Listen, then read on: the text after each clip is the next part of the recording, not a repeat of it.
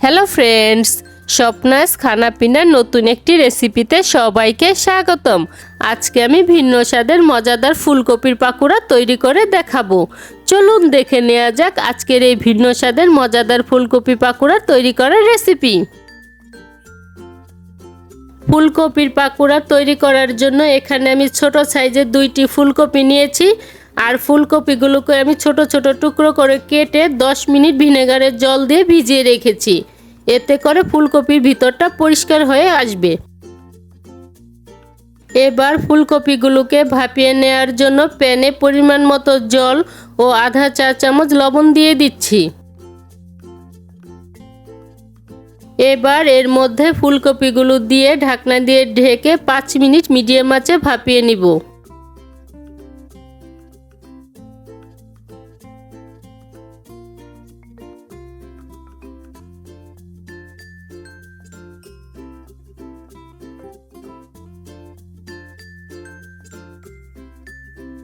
পাঁচ মিনিট হতে হতে এবার আমি ফুলকপির পাকোড়াটা তৈরি করার জন্য ব্যাটারটা তৈরি করে নিচ্ছি। তার জন্য বাটিতে দিয়ে দিচ্ছি 3 টেবিল চামচ ময়দা, 3 টেবিল চামচ চালের গুঁড়ো, পাকোড়াটা আরেকটু ক্রিস্পি হওয়ার জন্য দিয়ে দিচ্ছি 3 টেবিল চামচ কর্নফ্লাওয়ার, আধা চা চামচ লাল মরিচের গুঁড়ো, আধা চা চামচ হলুদের গুঁড়ো, আধা চা চামচ ভাজা জিরে গুঁড়ো, আধা চা চামচ ভাজা ধনে গুঁড়ো, 1 চা চামচ চাট মশলা, আধা চা চামচ আদা পেস্ট, আধা চা চামচ রসুনের পেস্ট, স্বাদ মতো লবণ, 1 টেবিল চামচ টমেটো সস, 1/3 কাপ ধনেপাতা কুচি ও পরিমাণ মতো জল দিয়ে ঘন একটি ব্যাটার তৈরি করে নিচ্ছি।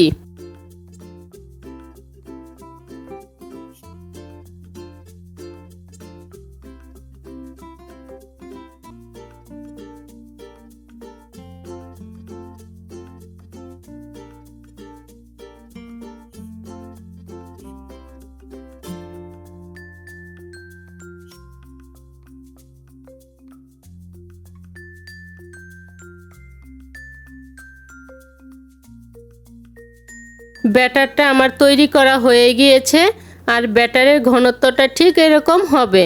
এখন এটাকে আমি এভাবেই 5 মিনিটের জন্য রেখে দিব।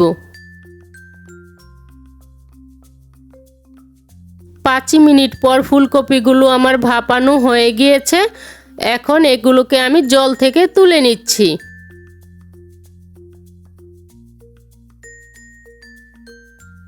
এখন ফুলকপির পাকোড়াগুলো তৈরি করার জন্য প্যানে পরিমাণ মতো তেল দিয়ে তেলটাকে ভালো করে গরম করে নিচ্ছি।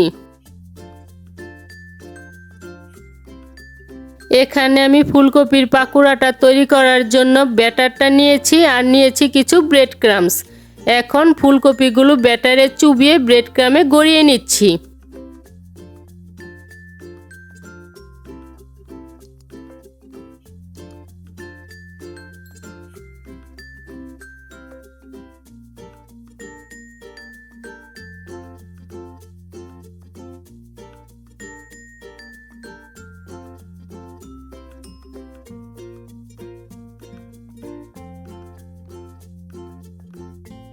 এভাবে আমি সবগুলো ফুলকপি ব্যাটারে চুবিয়ে ব্রেড ক্রামে গড়িয়ে নিয়েছি আর এদিকে আমার তেলটাও গরম হয়ে গিয়েছে। এখন এই গরম তেলের মধ্যে ফুলকপিগুলো আমি ছেড়ে দিচ্ছি।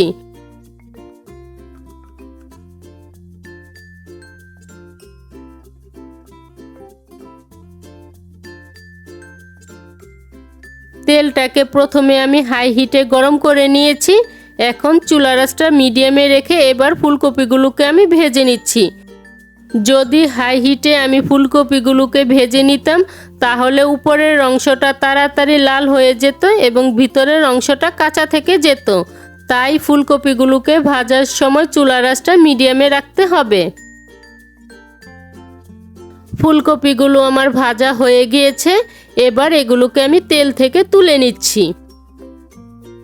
সবশেষে এর উপর কিছু চাট মশলা ছড়িয়ে পরিবেশন করে নিলেই তৈরি হয়ে যাবে ভিন্ন স্বাদের মুচমুচে ফুলকপির পাকুড়া। আজকের এই ভিন্ন স্বাদের পাকুড়ার রেসিপিটি যদি ভালো লেগে থাকে তাহলে স্বপ্নাস খানাপিনা চ্যানেলটি সাবস্ক্রাইব করে পাশে থাকা বেল আইকনে প্রেস করতে ভুলবেন না। এতে করে আমি যে নতুন নতুন রেসিপি আপলোড করব সবার আগে নোটিফিকেশন আপনি পেয়ে যাবেন। আজকের মতো এখানেই বিদায় নিচ্ছি। দেখা হচ্ছে পরবর্তী নতুন কোনো রেসিপিতে।